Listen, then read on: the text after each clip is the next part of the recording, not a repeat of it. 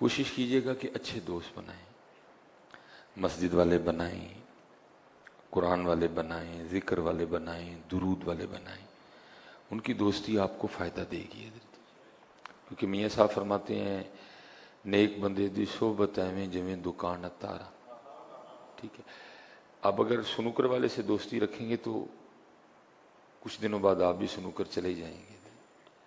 ٹھیک ہے، اگر آپ نشے والے سے دوستی رکھیں گے، سگریٹ والے سے دوستی رکھیں گے تو یہ بد عادات کچھ عرصے بعد آپ میں آ جائیں گے.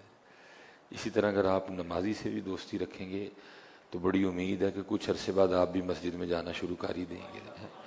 اچھوں سے دوستی رکھیں، اچھوں سے، کیونکہ الصحبت مؤثر، صحبت اثر کر کے رہتی ہے.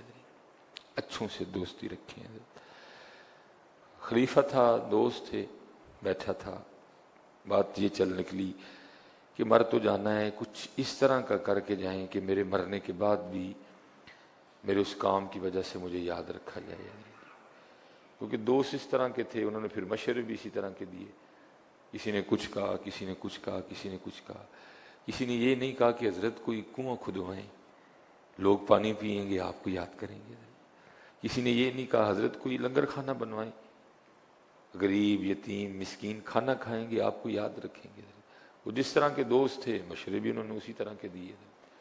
وہ جتنے بھی مشورے جمع ہوئے نا، ان میں جو مشورہ پسند آ گیا وہ یہ تھا کہ کوئی بہت بڑی عمارت تعمیر کی جائے، جیسے آج بھی تاج محل ہے، اور بھی بڑی ایسی عمارتیں ہیں کہ جن کی وجہ سے بنانے والوں کو یاد رکھا جاتا ہے.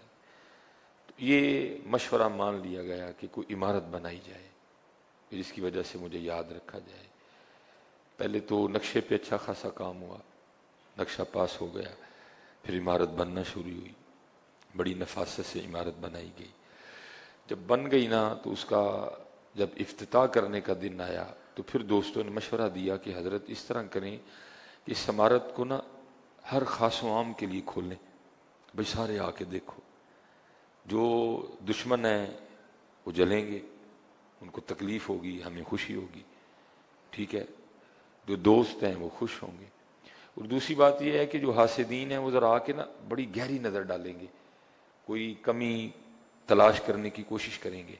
تو ویسے تو ہمیں امید ہے کہ بنانے والوں نے کمی چھوڑی کوئی نہیں، لیکن ہو